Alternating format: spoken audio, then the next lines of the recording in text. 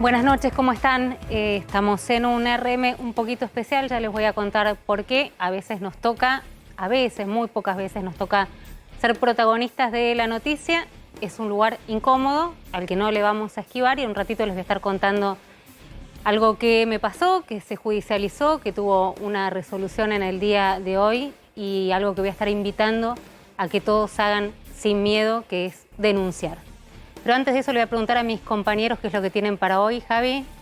Romina, vamos a contar después de la derrota electoral, la guerra dentro del Frente de Todos y el cambio de gabinete, las esquirlas que quedaron dentro del Frente de Todos dividido por parejas desparejas, cortocircuitos que sigue habiendo en el corazón del poder del oficialismo.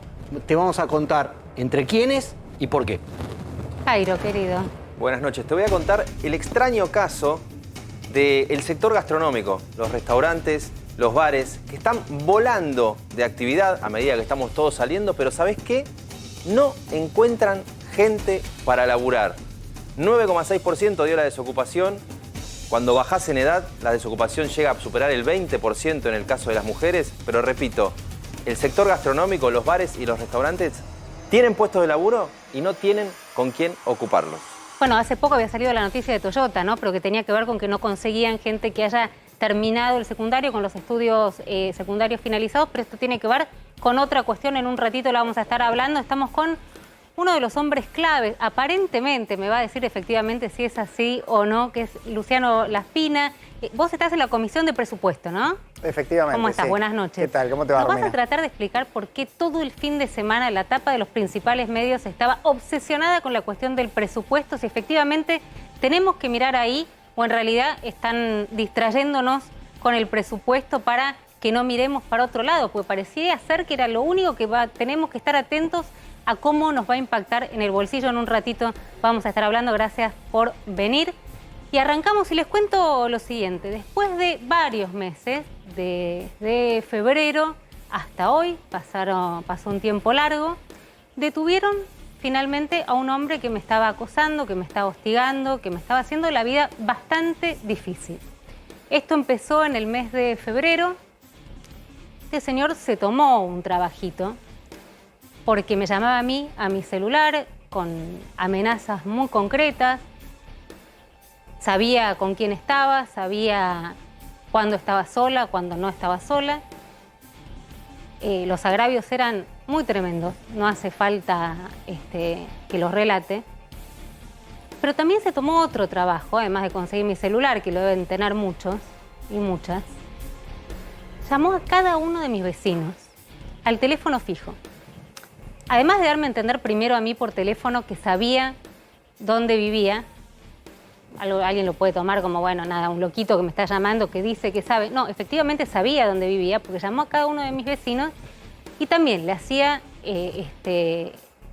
los alertaba sobre mi peligrosidad.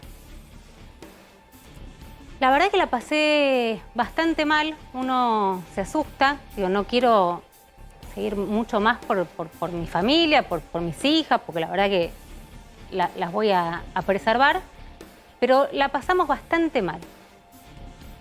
Y a pesar de que muchas veces, y acá me hago cargo desde los propios medios, desalentamos la denuncia porque decimos que la justicia no sirve para nada, no, en este caso fui y denuncié. Fui con Pablo Slominski, abogado, amigo de toda una vida, y denuncié bastante descreída del resultado que pudiese tener. Pero me parecía importante hacer la denuncia. Porque no puede ser gratis amedrentar a la gente. Yo entiendo que nosotros tenemos, digamos, visibilidad y nos enfrentamos a una cámara, un micrófono, decimos lo que pensamos y que también nos tenemos que bancar que un montón de gente del otro lado no piense como nosotros, no le guste y nos lo haga saber. Hasta ahí está todo bien. Yo hasta ahí lo banco, me parece que son las reglas del juego. Yo elegí estar acá y ponerme frente a una cámara. Vos del otro lado tenés derecho a decir lo que quieras de mi trabajo. Ahora, de ahí a pasar a lo que es una contravención, un delito, que es hostigarme, amenazarme, no, parece que no. Y en general no solemos denunciar. Bueno, en este caso fuimos con Pablo a la Fiscalía Federal y Contravencional de Faltas, que ahora está a cargo de Federico Taramelli, en la ciudad de Buenos Aires, pero en ese momento estaba, si no me equivoco, el fiscal Broto. Para que entiendan, son los fiscales los que llevan en la ciudad de Buenos Aires adelante la investigación. Hicimos la denuncia. Dejé mi teléfono, hicieron los rastreos y la verdad que cada tanto volvíamos y Pablo insistía constantemente, digamos, en estar muy encima de la causa y la verdad que los fiscales también estuvieron muy encima de lo que venía pasando y cada vez que íbamos en la calle Cabildo nos informaban de lo que pasaba y acá otra vez, para no tenerle miedo a la justicia, le agradezco muchísimo a los vecinos que fueron, a los vecinos que declararon. Porque los llamaron para tomar constancia de que habían recibido también este tipo de amenazas hacia mí por vía de tercero. Y uno a veces no quiere, no se quiere meter. Bueno, el no te metas no funcionó. A los vecinos que llamaron y que tenían esta información fueron y aportaron a la causa. Yo la verdad que le quiero agradecer esto. La persona, les cuento, finalmente en el día de hoy hicieron un allanamiento, fue detenida en el talar, confesó que era él, en comisaría que era la persona, después en sede judicial se negó a declarar, está en libertad porque esto es una contravención, por supuesto tiene restricciones de acercarse a mí, no tiene su teléfono, están haciendo todas las pericias. Digo, quería agradecer al Cuerpo de Investigaciones Judiciales del Ministerio Público Fiscal de la Ciudad de Buenos Aires, a Juan Bautista Máiquez, a la Policía de la Ciudad de Buenos Aires, a Marcelo D'Alessandro, al Departamento de la Unidad de Delitos Federales de la Policía Federal Argentina, que colaboró rápidamente, a la jueza de garantías en San Isidro. Digo, porque este señor, yo creo que no va a llamar a nadie más. Y otros señores, o señora, la verdad que no lo sé, antes de llamar y hacerle sentir a cualquiera, sea conocido, tenga cámara, no tenga cámara, que está en peligro, que su integridad física está en peligro. ¿Durante cuántos meses? Febrero, marzo, abril, mayo, junio, julio, agosto, septiembre. Estamos terminando septiembre. ¡Qué constancia para romper las pelotas de esta manera! Pero no era molestia solamente. Era hacerme saber de la peligrosidad. Vuelvo a agradecerle, por supuesto, a todos, a la doctora Andrade, a todos, a mis vecinos. Pero me parece que está bueno contarlo. Lo pensamos mucho con Pablo Schneider. Lo hablábamos durante la tarde. Digo, una vez que me dieron la información, la verdad es que no sabía si contarlo o no. Porque no nos gusta ser protagonistas de ninguna noticia. Bueno, a menos que ganemos algún premio, que es un Martín Fierro, nos gusta. Pero digo, de las lindas, ¿no? Una noticia como esta, nadie tiene ganas de contar. Pero la verdad es que creo que tenemos la obligación, porque tenemos más herramientas. Es cierto. Tenemos la obligación de alentar a la gente a que denuncie, alentar a la gente a que se involucre, que si hay un delito, no te hagas el boludo, no mires para otro lado.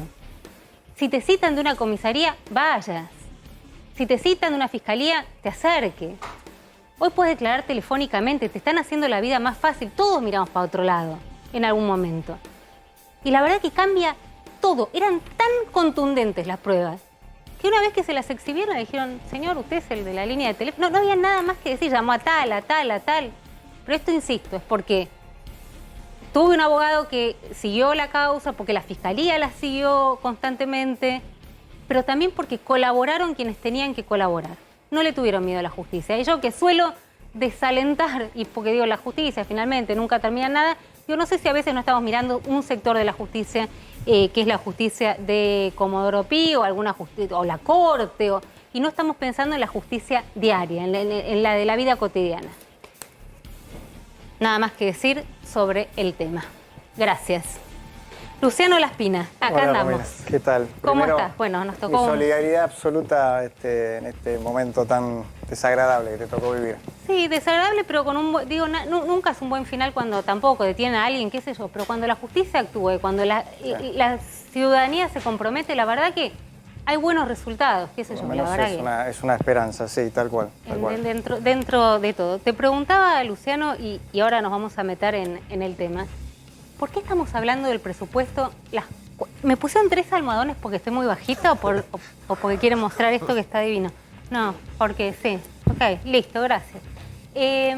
Digo, estuvimos todo el fin de semana escuchando, leyendo Jairo, digo, no sé si alguna nota fue tuya, la verdad es que ahora no me acuerdo, pero todo siguiendo la agenda de lo que se viene en el presupuesto, la pelea del presupuesto, y la verdad es que nosotros como lectores, lo que pensamos es, bueno, ¿en qué medida, y los que nos están viendo, es en qué medida esto va a impactar en mi bolsillo? Digo, parece que se viene, no sé, una inflación de no sé cuánto.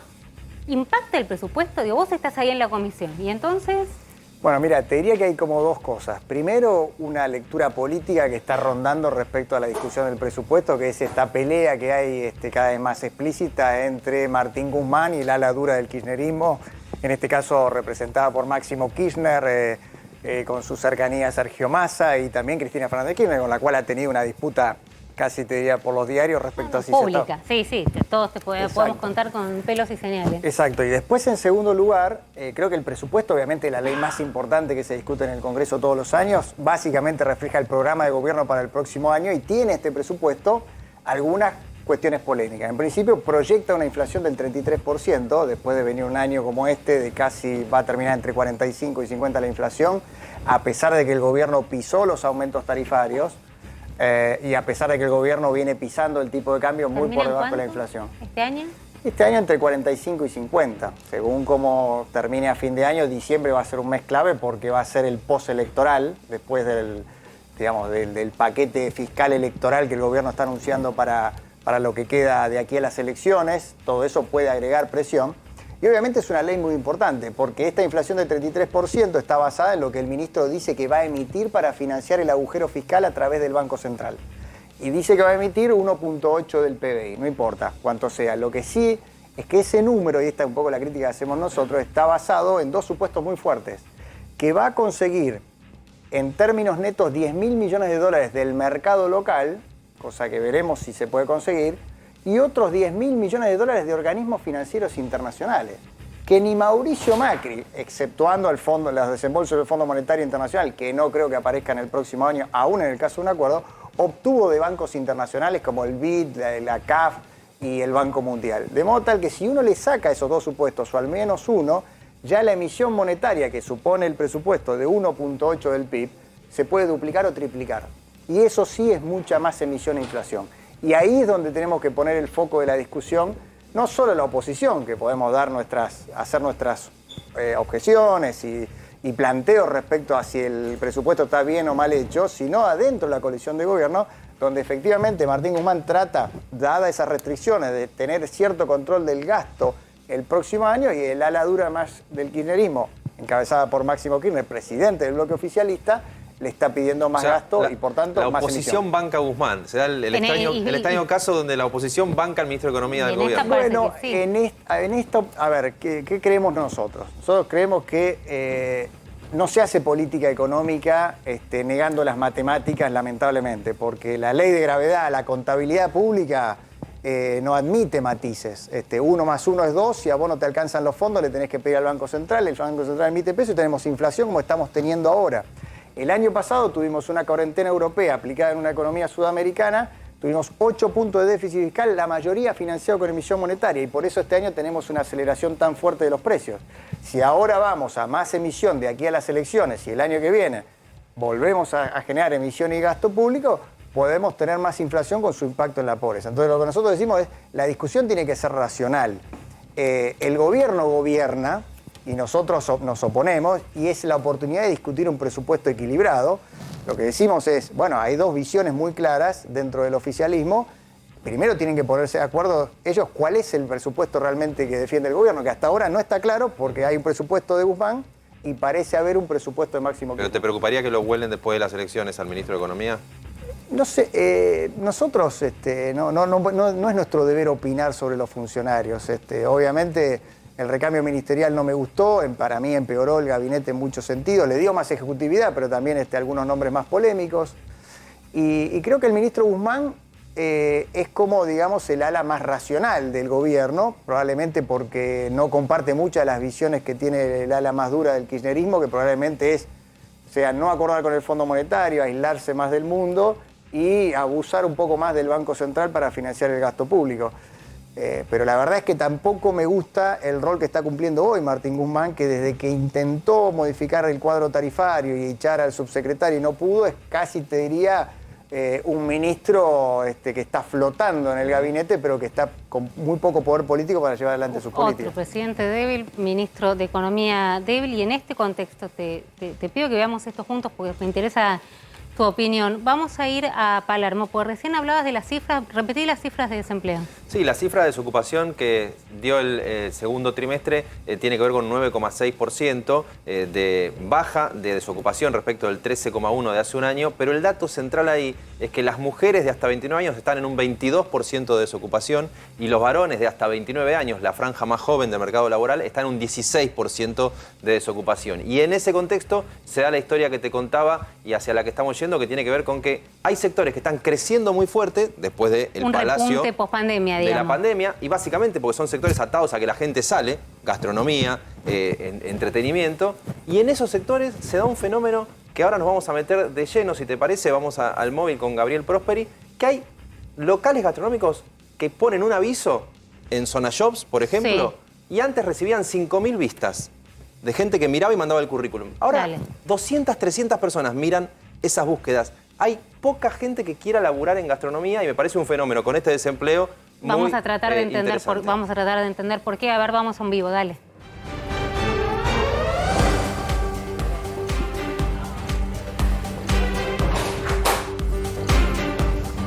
Gabriel Prosperi, ¿cómo estás? Está nuestro compañero en Palermo con Santiago, entiendo. ¿Cómo estás? Buenas noches. Exactamente, Romina, buenas noches. Antes que nada, mi solidaridad para con vos como compañero y de alguna manera reconfortado por el accionar de la justicia que ha dado respuesta a esta denuncia, a esta voz tuya que se levantó y que seguramente es la de muchos que están pasando por esta problemática. Así que primeramente me hago este espacio para saludarte. Ahora sí vamos a lo que nos compete. Exactamente, estamos prácticamente en Placita Serrano, Plaza Cortázar, como es su denominación correcta. Estamos en un bar y estamos con Santiago. Y lo que planteaban recién, la problemática del empleo, que fuera de cámara hablábamos y yo obviamente le preguntaba con curiosidad cómo puede ser en una sociedad, en un país que necesita laburar tanto, que uno ponga un pedido de empleo y que no responda ese empleado a la situación concreta de crisis laboral que se está viviendo. ¿Por qué les cuesta? Bueno, aquí está Santiago para dar la respuesta que seguramente estuvimos charlando a ustedes mismos, así que Romina ya te está saludando. Hola, ¿qué tal? ¿Cómo estás? Buenas noches. Hola Romina, ¿cómo estás? Bien, ¿sabés qué? Estábamos acá hablando con Jairo y la verdad que las cifras que dan es como que no se condice una realidad con otra, porque la verdad que hay unas cifras de desempleo muy importantes, desempleo, de subempleo, y en un rubro justamente que crece después de la... esperemos, digamos, no damos por terminada la pandemia, pero en un momento donde está prácticamente flexibilizada la actividad, estás buscando gente para laburar y no conseguís. Y la verdad que sí, a nosotros se nos está haciendo muy difícil poder conseguir personal. A nosotros y personalmente y a todos los gastronómicos. La verdad que yo estoy en un montón de chat de colegas y estamos todos desesperados buscando cocineros, cajeros, encargados, camareros. Y no, bueno, la verdad que está siendo muy difícil. Pero a ver, ayúdame a entender. Ustedes publican, recién decía, digamos, el anuncio de búsqueda de personal para determinada tarea y no llama a nadie, digo, no se contacta a nadie, no se comunica a nadie, o se comunican y no les interesa. A ver, nosotros poníamos antes un aviso y llegaban un promedio de 300, 400 currículum. Ahora ponemos y no llegan más de 15. Más o menos, para que te des una idea, la diferencia entre lo que fue el año pasado hasta que arrancó la pandemia y ahora. Ponemos avisos en todos lados, ya no sabemos qué hacer, llamamos, empezamos a tomar una actitud mucho más proactiva de empezar a llamar viejos currículum, viejos empleados y nada, o cambiaron de rubro. Estamos viendo muchos que están trabajando en la construcción, que nos pareció como llamativo. La parte más joven, los chicos más jóvenes se volcaron a trabajos mucho más a nuevos trabajos como jugar juegos online, que también me pareció, yo soy otra generación. No, yo también no sé, ¿pagan por eso? ¿Pagan por jugar online? ¿Santiago? Santiago, Parece que sí. yo estuve Sí. haciendo una recorrida por la gente que está trabajando acá en el mismo lugar donde te movés vos, en Palermo, por gente que estaba en el sector gastronómico y Sí. cambió de rubro, como vos decís, y me muestran una realidad de salarios que Sí. quiero escucharte a vos, porque hay una realidad muy dispar y uno cuando ve los salarios que se ofrecen en el sector también entiende que puede haber tal vez dificultades de ustedes para Sí. pegar mejores salarios, pero se entiende mucho al camarero que, por ejemplo, si ahí vemos en la placa, a mí me decía alguien que renunció y a que el dueño del bar le dijo, buscame un reemplazante, y esa persona que se iba le dijo, yo no encuentro un reemplazante, no quiere venir nadie, estaba ganando 25.000 pesos en Sí. negro como camarero y me decía que estaban buscándose encargados Sí. de cocina o también otros empleados que rondaban los 45.000 pesos en blanco y el inicial básico del gastronómico en 37.000, con jornadas laborales de 9 a 10 horas. Y ahora te doy pie para que me expliques vos. Un camarero me decía recién que cambió algo en los Dale. locales, que era que antes el 100% de la propina Sí. se la llevaba el camarero y que ahora hay muchos locales que le dividen mitad y mitad. Entonces, cuando vos pones todo eso en el combo, entendés tal vez, o a mí me quedaba la percepción, Sí. de que haya gente buscando Puede ser. otras alternativas. A ver, varias cosas. Por un lado, se reactivó muy rápido la gastronomía, con lo cual salimos todos los locales a buscar claro. personal. Claro. Y eso también hizo que sea más difícil. Hay locales que se empezaron a alquilar y que antes también, nuevos locales que también buscaron cubrir directamente no un puesto, sino 15 o 20 puestos diferentes. Eso hizo obviamente que sea más difícil poder conseguir. Lo que vos decís puede ser también, a ver, la gastronomía lamentablemente hay una informalidad importante. Acá un sueldo, para que te des una idea, de un jefe de cocina ronda los 70.000 pesos, más o menos. En blanco. De los nuestros. No puedo hablar por todo el gremio, por supuesto. Homologado en blanco. Un camarero puede estar cobrando 30.000, 35.000 pesos más propina. Sí, yo hablo siempre sueldos en blanco, por supuesto. ¿Y la propina Hay de se la media lleva jornada todo el y hay de camarero? jornada completa. ¿La propina se la lleva todo el camarero o se ¿La divide? dividen entre los empleados? Pero eso yo no te entendí. Vos decías que se divide entre quiénes. ¿Con los Acá se dueños? divide entre los empleados. algunos casos sí me no el contaban. local. No conozco. Hace 17 años que tengo locales, nunca nosotros pensamos en tomar propina de un empleado, jamás. Sí se divide con la cocina, sí se divide, le dan un porcentaje a la barra, pero esos son códigos internos que nosotros como dueños de locales ni siquiera nos metemos. Ahora, intervenimos si hay algún problema, algún conflicto entre ellos, pero si no, no. ¿Y cómo juega la inseguridad? Porque a mí me decían también en una recorrida que como mucho del trabajo gastronómico es nocturno, en estos tiempos se había combinado el aumento de los robos, el ingreso no es muy tentador, pero me tengo que arriesgar a venir por ahí del Gran Buenos Aires a la capital a trabajar a Palermo, por ejemplo. Y había un problema hasta hace poco que era que las líneas de colectivos, por problemas de subsidios y de falta de financiación para las líneas de colectivos, habían bajado la frecuencia de colectivos de la noche. Entonces hacía también otro combo que desalentaba tomar un trabajo. No sé si eso está afectando. En lo que nosotros vemos en nuestros locales no es No, un no. indicador que yo No, note no es lo- tanto. Obviamente, si alguien contrata un empleado que vive a 2 horas de capital, sí, pero la verdad que no es uno de los motivos que yo veo al menos. A ver, Hay otro déjame... motivo que es sí. un poco más... Sí. No, digo, decime. está con nosotros Luciano Laspina, diputado de Juntos por el Cambio, integra la Comisión de Presupuesto, pero acá vamos a la calle. Digo, lo estás escuchando a Santiago, está en el bar, está diciendo, estoy pidiendo... A ver, digo, hay una reactivación, la gente está sin laburo y no están respondiendo los avisos o le responden con esto de la construcción o juego online que no sabía que se pagaba o... Digo, ¿a qué se puede adjudicar? Pues parecen dos realidades completamente diferentes. Uno creería que todo el mundo se vuelca a cualquier posibilidad de trabajo que haya. Sí, en el mercado laboral está ocurriendo un fenómeno que quedó después de la pandemia, que es el efecto desaliento. Mucha gente ha dejado de buscar trabajo, probablemente porque los ingresos han caído mucho y no les conviene, por ejemplo, salir a buscar un trabajo, quizás no sea el caso que son jóvenes en general, el empleo más joven, salir a buscar trabajo a mujeres porque no tienen, no pueden pagar la persona que se tiene que quedar con sus hijos y hay mucho efecto desaliento, por eso muchos economistas ya plantean la desocupación con y sin ese ajuste de la tasa de desincentivo a buscar empleo, porque te suma como 2 o 3 puntos más a la tasa de inflación la gente real. que no tiene, digamos, toda esta gente que le dice que no, digamos, Claro, que prefiere quedarse claro. en su casa, alguna gente porque recibe un simple subsidio y porque no quiere dejarlo, otra porque pagarle a una señora que cuide los hijos le sale más caro o parecido y que no le compensa. Eso es un fenómeno. Yo creo que acá también, por lo que están escuchando, hay mucho, evidentemente, una Pero acá hay complejidad una muy grande. sorpresa en el piso, digo, estamos todos mirando, ¿no? Como, Sí, no, ¿cómo es puede muy ser raro. realmente? Es raro. Yo creo que, a ver, y en esto empiezo a especular por lo que estoy escuchando, ¿no? También hay muchos jóvenes que buscan oportunidades diferentes, incluso algunos que han migrado también afuera del país. Antes veíamos, por ejemplo, muchos camareros hace algunos años centroamericanos o que venían de otros países, de Venezuela muchísimos, ¿no? Veíamos esa idea de que el camarero argentino estaba siendo desplazado por trabajo que venía más migrante a buscar buenas oportunidades, buen dólar. Eso hoy no está, por ejemplo. Entonces yo creo que también debe haber, por ahí el señor que está en el rubro sabe más, como cierto también salida de esa oferta de mozos que había del resto de Latinoamérica que venían a buscar oportunidades con un dólar un poco más apreciado, un peso más apreciado a la Argentina, más este efecto desincentivo, más los bajos salarios. Creo que hay una combinación de cosas que se está dando en toda la economía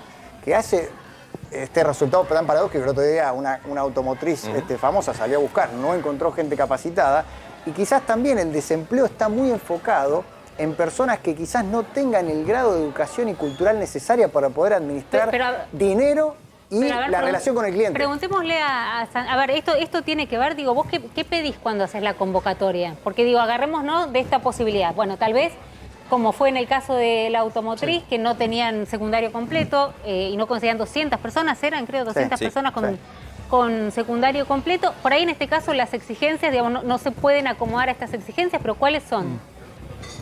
Por ejemplo, un camarero de los que ganan 30.000 pesos. Nosotros cada vez estamos bajando más la vara. Pero digo, para que todos entendamos que cada vez nos ponemos menos. Que estamos fuera del rubro, digamos. La exigencia para un camarero, un jefe de cocina.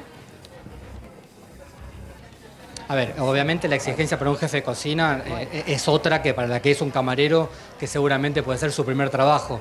Pero nos ha pasado cosas, por ejemplo, que hay chicos que han empezado a trabajar y a las 2 horas renunciaban porque decían que era mucho trabajo. O sea, también hay algo que está pasando en los más jóvenes con el tema del trabajo y con el tema de la cultura laboral que cambió. Eso la verdad que yo lo noto un montón. Es mucho más dinámico y mucho más cambiante y la verdad que creo que se está perdiendo mucho lo que es la cultura de venir a trabajar y mantener el puesto de trabajo, preocuparte, ser responsable. Yo eso en los chicos más jóvenes lamentablemente lo noto mucho. Y vos si yo, un chico joven que entra de camarero, no sé, con 18, 20, 22 años, vos decís le puede ganar 30.000 pesos en blanco y ¿cuánto se puede llevar de propina? ¿Y con qué franja horaria de trabajo? Y los turnos son de 9 horas, normalmente, a veces son menos y a veces puede ser 1 hora más, se va compensando, pero creo que son 40, 45 horas semanales. Y la verdad que creo que en un buen mes, yo no sé lo que ganan de propina, porque la verdad que no pregunto, pero a veces sé que duplican el sueldo. A veces que estamos hablando de Palermo, ¿no es cierto? Y sin turismo. Y son contratos, digo, estamos realmente impactados con esto que es, digo, la vida cotidiana, esto que te decía, ¿no? ¿Cuánto le preguntamos a la Espina cuánto nos va a influir en nuestra vida cotidiana el presupuesto y las peleas de egos y de poderes y de partidos? Acá estamos hablando que hay una reactivación y que no hay gente para ir a trabajar. Digo, también te lo pregunto porque no conozco el rubro, a ver si me ayudás, pero digo, vos ponés el contrato como es por determinada cantidad de meses, da cierta estabilidad, digo, tratando de pensar queriendo creer que no se perdió la cultura del trabajo, digamos. Si uno piensa, bueno, el contrato no da la estabilidad que a quien la está buscando por ahí necesita. No, sí, los contratos son, a ver, más allá de que puede haber contratos de lo que se llaman de temporada, es un contrato normal. 3 meses de prueba registrado y después uno se pasa a la planta como una planta más permanente, pero a ver, hay un tema que no se habla mucho y realmente nosotros es un gran problema también, que son los juicios laborales que tenemos. O sea, hoy en día un empleado que quiere renunciar porque prefiere irse a otro trabajo, en vez de renunciar, se va con juicio, se va con una carta documento. Y ese es un gran problema que estamos teniendo también y que es como complicado plantearlo porque entra dentro de una grieta de donde o estás de un lado o estás del otro. Sí, si estás cercenando derechos laborales, sí, si empezás por la indemnización y terminás por las vacaciones, sí. Jairo. Recién cuando hablaba la Espina que planteaba este problema. Sí, perdóname, quería decir algo sobre esto, Santiago, sí.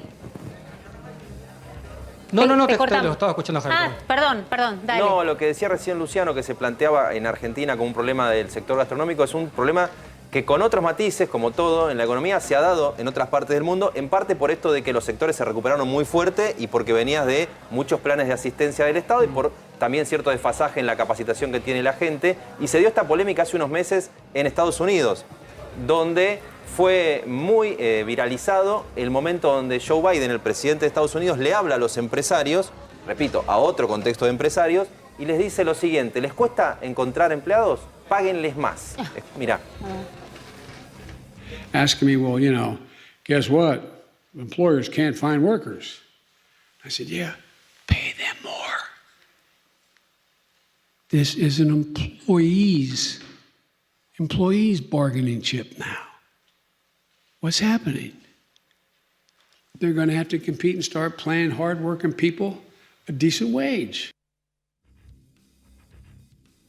Páguenles un sueldo decente, ¿no? Decía Biden a los empresarios si quieren que trabajen, pero Santiago estaba diciendo, los sueldos son buenos. Digo, acá vuelve a jugar, y esto que él planteaba, mirá, Santiago decía, no me quiero ni meter, algo que vino acá, Vidal habló, lo habló Larreta también, digamos, el tema de una reforma laboral para darle cierto aire a los que quieren contratar gente y que a los 2 días no estén haciendo un juicio. Sí, laboral, es increíble, es todo muy paradójico. Está bien, pero por otro lado, digo, perdóname, por otro lado tenés la cuestión de entrás con los derechos laborales, empezás a tocar la indemnización y terminás con todos los derechos adquiridos por los trabajadores, digamos. Ese es otro temor, ¿no? Que le decía, Santiago decía, no me quiero ni meter ahí. Sí, no, en el caso del régimen de despido, en general lo que se está discutiendo es mantener los derechos laborales a cobrar y reemplazarlo en lugar de por un juicio laboral, por un esquema de seguros o con un fondo de desempleo como tiene Brasil.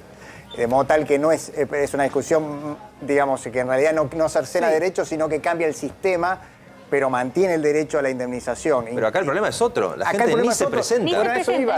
Acá por eso es paradójico, porque yo recorro Santa Fe, mi provincia, y muchos empresarios me dicen, mira, contrataría 3 o 4 más, pero no me animo porque me como un juicio si me sale mal. Claro, no es este caso. Que no es este caso. Este caso es que se animan a contratar, no consiguen, entonces hay una disparidad que empieza a haber y se veía mucho en otras recuperaciones argentinas, que lo que empieza a ver es un cuello de botella en personal calificado.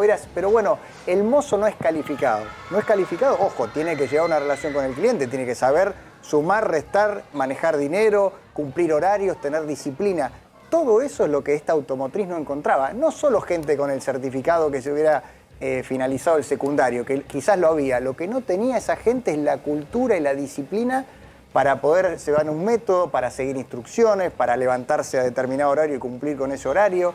Esto de alguna forma se ha perdido, creo yo, en Argentina por muchas décadas, sobre todo en los sectores menos calificados, más vulnerables. Y los sectores medios, que también está pasando, en general los jóvenes, los sectores medios, insisto con esto, muchos están yéndose afuera tratando de irse del país, al menos hasta ahora. Pero no es una cantidad que justifique lo que le está pasando a Santiago, que no consigue gente para trabajar en el restaurante. Lo que era un flujo migratorio en otras épocas a la Argentina, cuando el dólar era otro, de otros países que también formaban parte de la oferta laboral de Argentina, ni que hablar los motoqueros, digamos, todo que venían con las bicicletas de otros países, estos también se está retirando, y esa oferta laboral de alguna forma iba al segmento donde el mercado laboral argentino hacía agua, que era un segmento de salarios medios o bajos, como es el caso gastronómico, pero que requieren determinada calificación y sobre todo cierta, manejo cultural del cliente de lo que implica un negocio gastronómico, que por ahí los sectores más vulnerables que tienen otra calificación o otra cultura, digamos, les cuesta más acceder.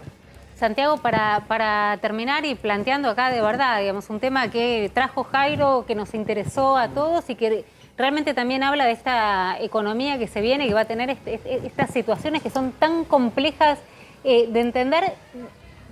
Me quedo con lo que decía Luciano recién del trabajo calificado.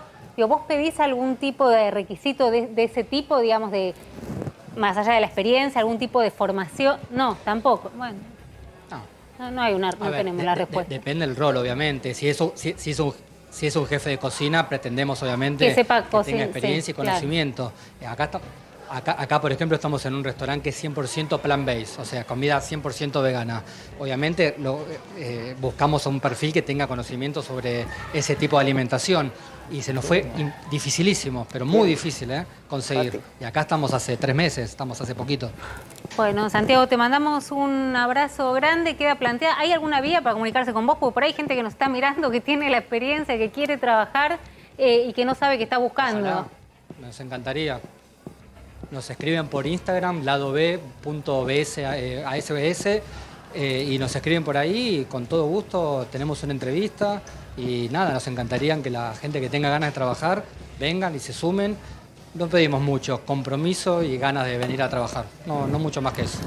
Bueno, está estallando el Twitter, los mensajes, la verdad que nada, me parece que es un problema que se va a empezar a plantear, me parece que no vas a ser el único, no va a ser el único rubro. Te agradezco muchísimo. Te mandamos un abrazo desde acá y nos vamos a ir a dar una vuelta. Nos vamos a ir a dar una vuelta. Vamos a tener paciencia si nos atienden, ¿no? Pensé que ibas a decir que íbamos a ir a laburar al... No, porque, bueno, ¿por qué no? ¿Por qué no? Siempre es una posibilidad. Pero... Eso sí es laburar.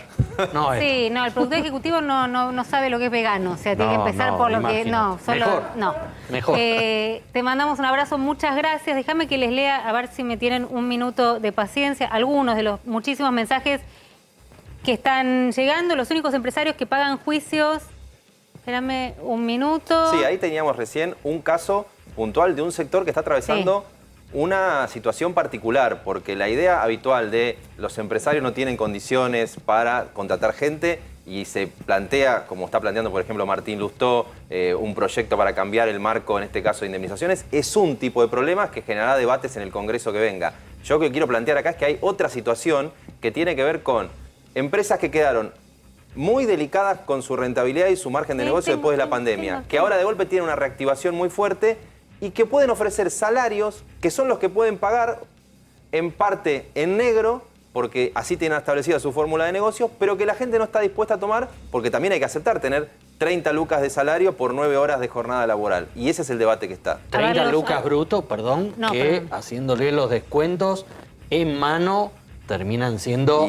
Y la 20 y pico mil pesos. Y la situación de Santiago, hay que decirlo, es una situación de una porción minoritaria del sector gastronómico. Vos recorres acá la zona de Palermo y te vas fuera de las zonas calientes como Palermo y lo que te dicen los empleados son 25 lucas en negro. Mirá, vamos a ver, leamos algunos. Los únicos empresarios que pagan juicios laborales son los que negrean a sus empleados, digamos todo, dice uno. Quique Zampayo. En Casilda una camarera gana 25.000 por fin de semana. Háganle caso a Biden, paguen más. Que ese es uno de los problemas. 30.000 pesos por mes es un buen sueldo. No llega al mínimo vital y móvil. Es la cabaña del tío. Toma alguno de los mensajes. Mira, acá recién desde una firma de recursos humanos que estaban viendo azorados la nota, hicieron el resumen. Incertidumbre futura de un sector golpeado, salarios bajos, mayor interés por otros sectores y los jóvenes buscan proyectos ligados a la tecnología. Hicieron el resumen en vivo de lo que estaba diciendo Santiago como panorama de lo que pasa en el país. ¿Coincidís vos con eso? No, muy buen resumen. Parece que una síntesis de este debate que fue en vivo, yo tampoco tenía un diagnóstico hecho de esta situación, más allá de saber que hay un problema muy serio en términos de calificación laboral de toda la mano de obra argentina, salvo los sectores más, digamos, más formados en la universidad, que siguen siendo una ventaja comparativa respecto a toda Latinoamérica, pero que son una minoría y hay un sector muy grande de la población que no tiene las calificaciones mínimas para acceder a trabajos bastante básicos. Este es un drama que tiene que ver con la debacle de la educación de los últimos 20 años. Lo vimos en este ejemplo en vivo desde un bar-restaurante en Palermo. Sí. Vos recorriste buena parte de toda tu provincia, de Santa Fe. Esto se replica en todos lados, no es solo Palermo. Sí, se replica la falta de personal calificado. Un tornero en una metalúrgica es muy difícil, las escuelas técnicas han sido muchas veces desmanteladas o no tienen una buena conexión con el sector productivo, eso pasa seguro. También pasa que a los empresarios les cuesta mucho tomar empleo porque tienen miedo a los juicios laborales. No necesariamente el que está en blanco, después el que está en negro, el que está en blanco también puede darse por despedido. Hay mucha conflictividad laboral en Argentina y esto tiene que ver con una larga historia de la industria del juicio en Argentina. Bueno, hay que generar condiciones para que se cree más empleo, porque si no lo que nos pasa es que tenemos 40% de gente que está informal y está en negro. Totalmente. Y a eso no los protegemos, a eso los desprotegemos. Hay que ver cómo hacemos para proteger, sin desproteger al otro 60%, a este 40% que no tiene nada, ninguna protección, no tiene obra social, no tiene más que eventualmente el derecho a ir a reclamar a la justicia y cobrar tarde, mal y nunca, que además el abogado se queda con una parte importantísima de eso.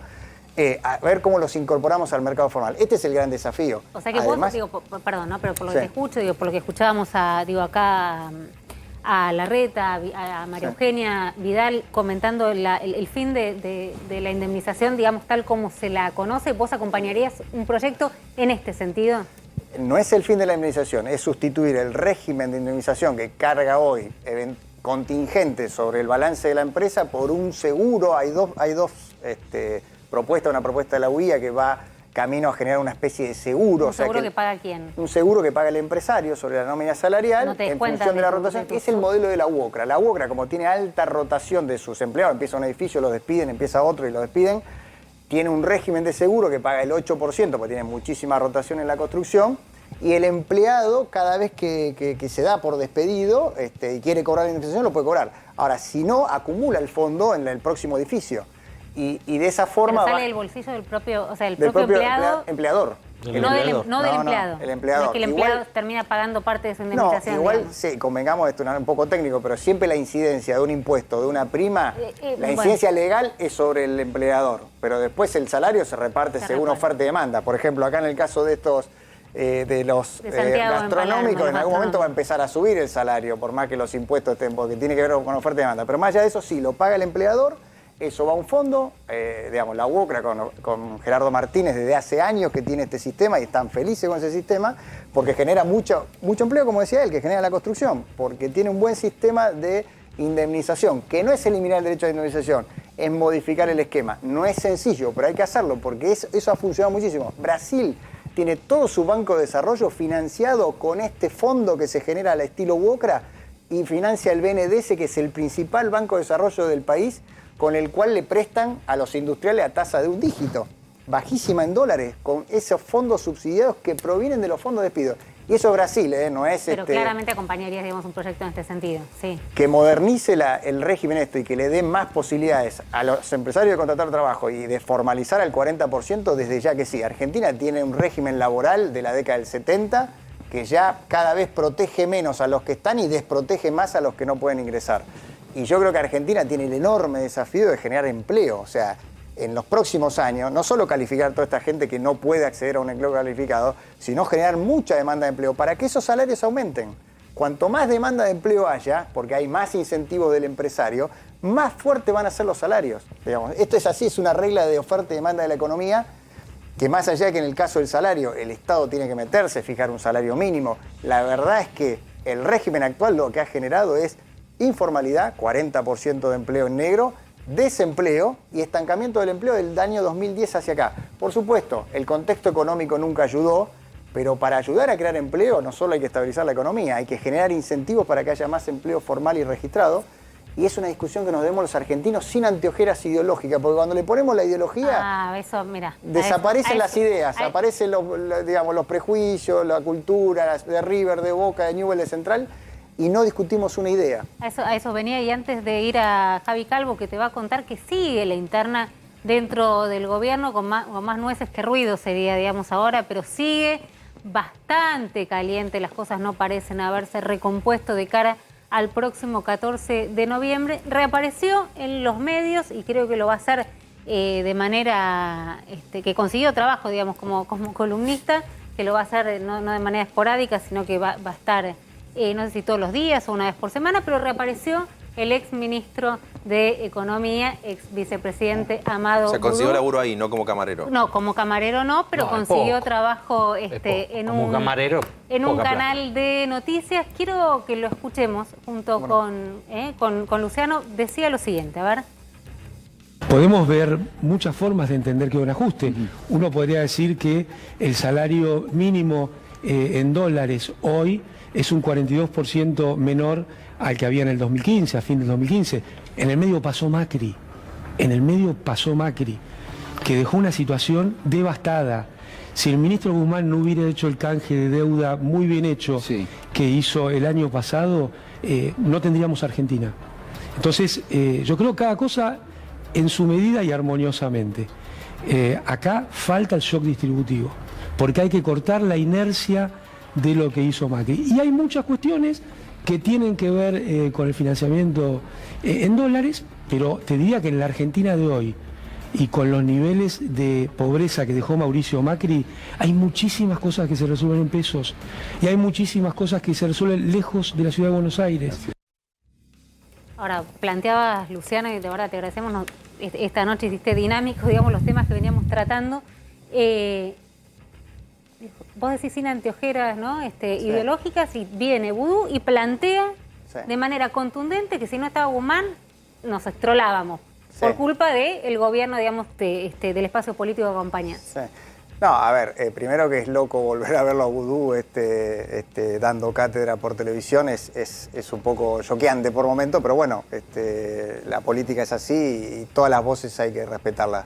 Lo que dice Vudú es falso por lo siguiente: él compara el salario medido en dólares al tipo de cambio oficial que dejó Cristina, que era un dólar atrasado al nivel de la época de Martínez Dios.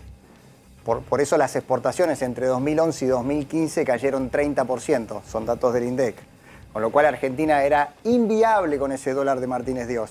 Entonces, obviamente, como pasaba en la época de Martínez Dios, los salarios eran muy altos en dólares. A pesar de que había un dólar financiero que era 70% más caro, que es el que tuvo que blanquear Mauricio Macri, que es la razón por la cual cuando lo blanqueaste, porque te quedaste sin reservas, porque el gobierno de Cristina Kirchner entregó reservas netas negativas. ¿Qué significa negativas? Que se agarraban ya no solo los dólares que no eran de ellos, sino los de los depositantes en dólares del sistema financiero. En esa situación agarra Mauricio Macri y tiene que unificar el tipo de cambio, pero no tenía un dólar más de reserva sin tocar la reserva de los depositantes que no eran de él, digamos, ¿no? Y después lo baja unos escalones más al salario, digamos, la gestión propia de Mauricio Macri. Eso es la comparación. Obviamente ese tipo de cambio real atrasado, ficticio, que insisto, dinamitó las exportaciones, pero además nos dejó sin reserva, porque Cristina financió todo ese dólar con caída de reserva del 2011 al 2015, cuando pone el cepo, después de lo que finado Miguel Bain, llamó macrocidio, que fue... Macricidio fue un fallido. Sí, fue un fallido, nos miramos todos. El macrocidio fue un revuelo de aumento salarial en dólares.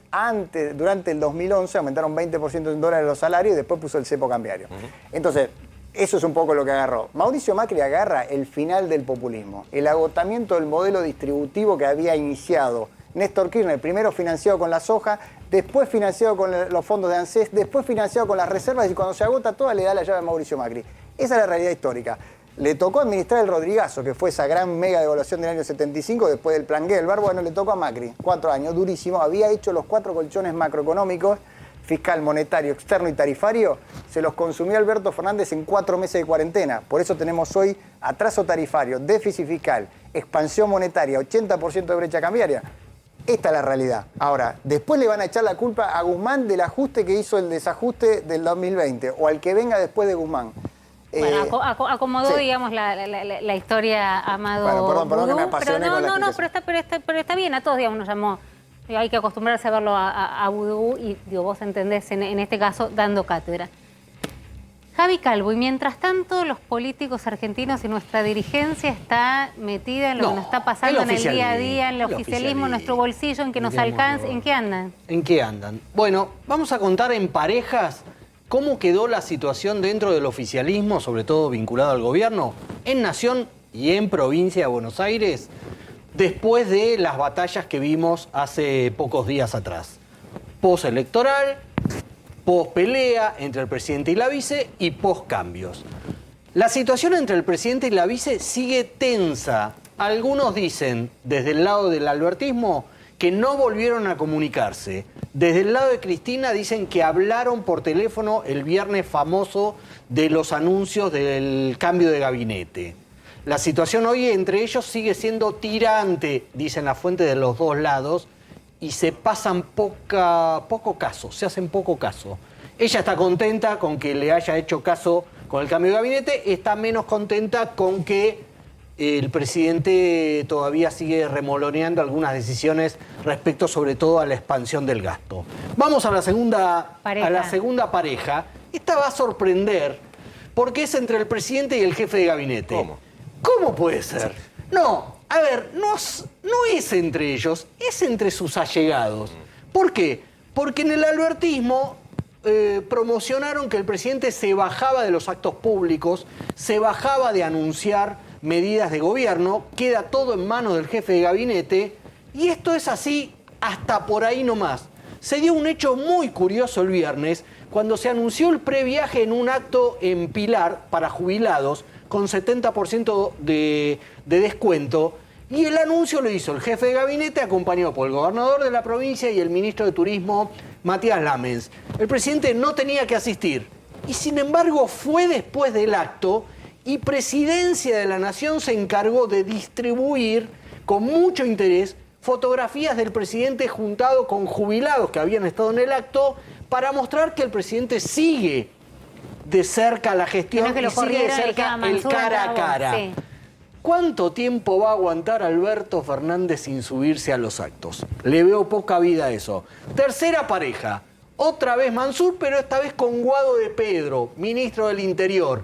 No quedaron bien las relaciones dentro del gobierno entre Guado de Pedro, que había disparado con su renuncia altisonante la mayor crisis que vivió este gobierno. Bueno, Guado de Pedro no se fue, finalmente. No le aceptaron la renuncia, lo habían tratado de traidor. Y Mansur, que tenía un trato cercano con él, por ser el gobernador de Tucumán y él el ministro que trataba con los gobernadores, quedó escaldado al punto que en el famoso viaje de descanso, de reunión con gobernadores, que después se quedó el fin de semana en La Rioja, el presidente, acompañado por Mansur y por varios otros gobernadores del norte en La Rioja, viajó Guado de Pedro, pero no lo dejaron entrar ni siquiera al almuerzo que junto al presidente con los gobernadores. Hay un ruido ahí tremendo. Vamos con la tercer pareja. Un clásico. Esta despareja es un clásico. Se convirtió en un clásico. Guzmán, Cristina. Parecía que estaba todo bien después de que la presidenta otro fallido, la vicepresidenta. No, es la noche, hoy de la noche de los fallidos.